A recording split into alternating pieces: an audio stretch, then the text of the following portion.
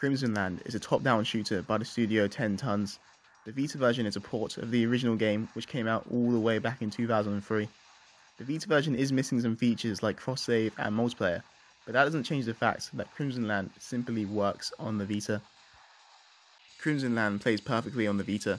The analog sticks are very precise and easy to use. There is also an option to use the touchscreen to aim, which works fairly well. The game also runs well at 60 frames per second and has incredibly quick load times. This makes the game perfect for the Vita. The lion's share of Crimsonland's content comes in the form of quest mode, which contains 60 short missions. These missions are short, survive multiple waves affairs, and they take around 2 minutes to complete, although some missions will take multiple attempts.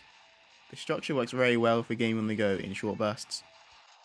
Even though the missions have you do the same thing every single time, killing all the enemies in a certain area, the game is never repetitive. This is due to 2 reasons: the weapons and the enemies. There are plenty of weapons to unlock, and each plays differently from the last. Literally any kind of bizarre weapon you can think of, and it will be in the game.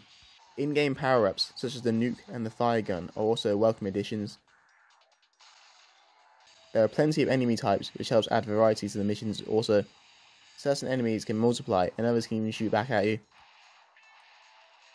The quest mode takes 4 hours to beat, and by playing it, the player will unlock several other modes, such as hard difficulties for the quest mode, which are extremely challenging by the way, and 5 arcade-like survival modes.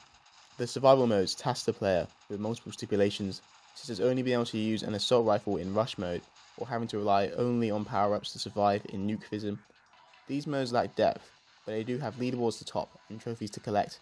Unlike the PS4 version, the Vita version has no co-op at all, online or offline, which is disappointing.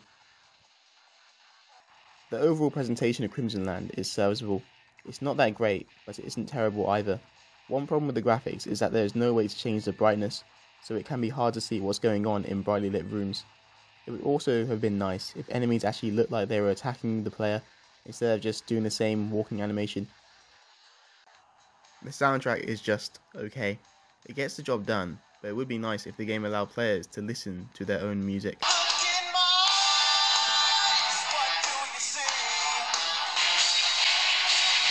Crimsonland boasts a fairly large trophy list for an indie game, with 21 trophies, but it is a shame that the trophy list is very stingy, with all bronze trophies.